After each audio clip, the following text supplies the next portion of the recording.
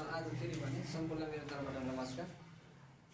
अस्ति हामीहरू चाहिँ 1 को गरेका थियौँ हैन, इन्डिसेस च्याप्टरको हैन। त्यसमा हामीहरू यहाँसम्म गरेका थियौँ, आई जे र के एल बाँकी थियो हैन। त्यही आज हामीहरू गरौँ, ठीक छ। ध्यानपूर्वक हेर्नु होला। 1 आई नम्बर यहाँ के भनेछ कि 2 को पावर y प्लस 2 को power y minus 2 equal to 5 दिन्छ।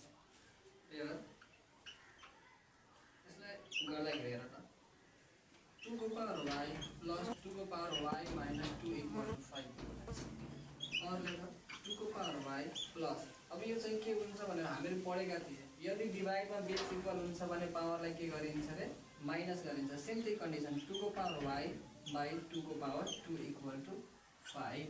अब कमन के छ, 2y छ हैन, और 2y कमन लिएर यतातिर केही पनि बाँच्छ भने 1, यहाँ केही पनि राख्यो भने 1/2 लेख्दियो होला है। अनि यसको स्क्वायर छ भने स्क्वायर इक्वल टु 5। और किनभने 2 को पावर y इन्टु 1 गऱ्यो भने 2 को पावर y नै हुन्छ। फेरि यो 2 को पावर y इन्टु 1 गऱ्यो भने 2 को पावर y नै हुन्छ कि। सेम कन्डिसन त्यही छ हैन। अब जस्तै यो 2 को पावर y 1 प्लस, अब 1/, यसो स्क्वायर गऱ्यो भने 2 को कति हुन्छ, 4 हुन्छ इक्वल टु 5, ठीक छ। त्यसपछि हामीहरू के छ यहाँ कि 2 को पावर y दिएछ,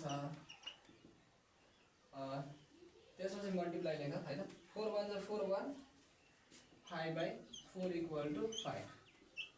और अब यो चाहिँ यतातिर मल्टिप्लाई गर के, 2 को power y into 5 equal to 5 into 4, और 2 को power y into 5 equal to 4 5 जा 20। अब 5 ले उतातिर डिभाइड गर्ने, किन यतातिर मल्टिप्लाई छ हैन।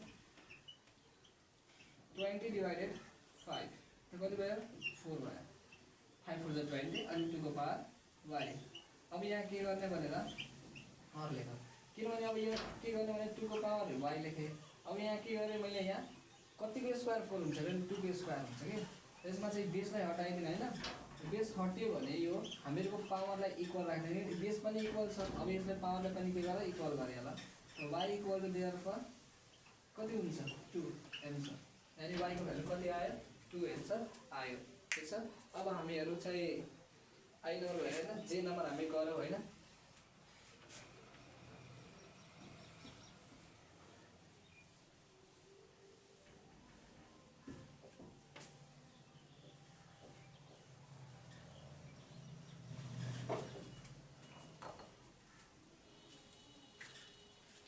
जे नम्बरमा के दिएछ हेर्नुस् त, कि 2 को पावर x प्लस 1 माइनस 2 को पावर x इक्वल टु 8।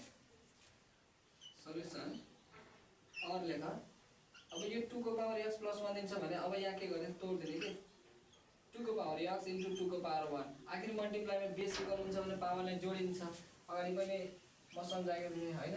2 को पावर यहाँ के छ, x प्लस 1 दिँदो रहेछ भने के गर्ने, 2 को पावर x इन्टु 2 को पावर 1। मल्टिप्लाईमा बेस इक्वल हुन्छ भने पावरलाई एडै गरिन्छ। यो त हामीले पढेका थियौँ। सेम हेर त, त्यस्तै आइदियो हैन। यो हामीहरू यहाँ लेख्छ के, अनि माइनसको माइनस 2 को पावर x इक्वल टु 8। अब यसमा कमन के छ हेर त, 2x छ। यतातिर केही पनि बाँचेन, यहाँ छ हैन, बाँचेछ हैन, 2 बाँचेछ, सरी त्यो मिस्टेक भयो। त्यसपछि हामीले के छ, 1 लेख्ने इक्वल टु 8। और त्यसपछि हामीले के गर्ने भनेर, यो 2 को पावर x अनि घटाइदिनु हुन्छ भने कति हुन्छ, 1 हुन्छ के, 8। त 2 को पावर x इक्वल टु यहाँ 8 भाग्छ। अब यो कतिको पावर, यो 8 हुन्छ हैन। त 2 को x इक्वल टु 2 को पावर क्युब भएर के, x इक्वल टु 3 हुन्छ। दुवैजनाको बेस मिलिहाल्यो भने कति एन्सर भइहाल्यो, 3 एन्सर भयो। अर्को चाहिँ हेर्नुस्, यसमा चाहिँ के नम्बर,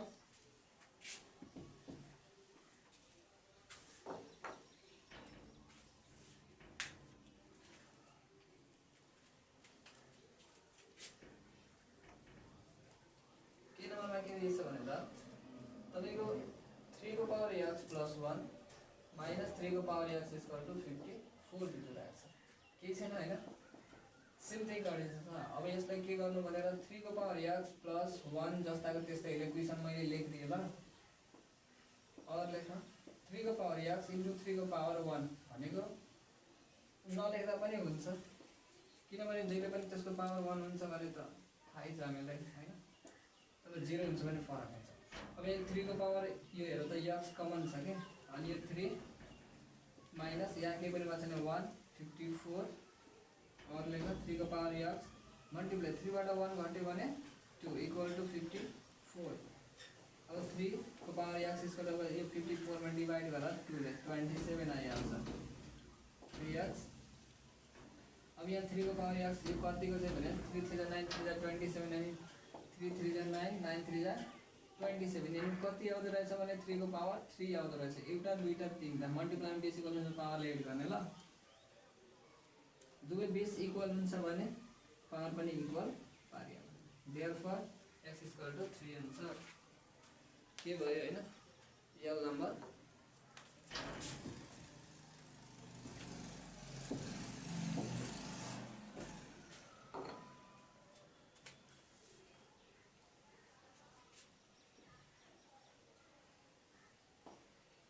2 को पावर x plus 2 को power x plus 2 equal to 5 और 2 को पावर x plus 2 को पावर x into 2 को पावर 2 equal to 5 यसलाई तोड दिने ल, किनभने मल्टिप्लाई मा बेसिक वाला पावरलाई एड गरिन्छ त x plus 2 हैन, आखिर माथिले हुन्छ। अब यसमा 2 को पावर x कमन छैन, यतातिर के पनि बाँचेन 1 अनि 2 को स्क्वायर इक्वल टु 5 और 2 को पावर x अनि 1 plus 2 to the 4 equal to 5 2 को power x into 415 equal to 5।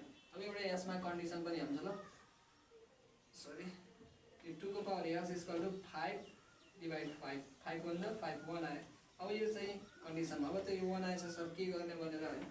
अब यहाँ हामीलाई थाहा होला कि 1000 को पनि पावर 0 हुन्छ भने के हुन्छ रे 1 नै लेखिन्छ। हामीले यो पनि त लेख्न सकिन्छ नि 2 को पावर x equal to 2 को पावर 0 हो कि हैन, किनभने 2 को पावर 0 भयो भने 1 आउँछ नि त।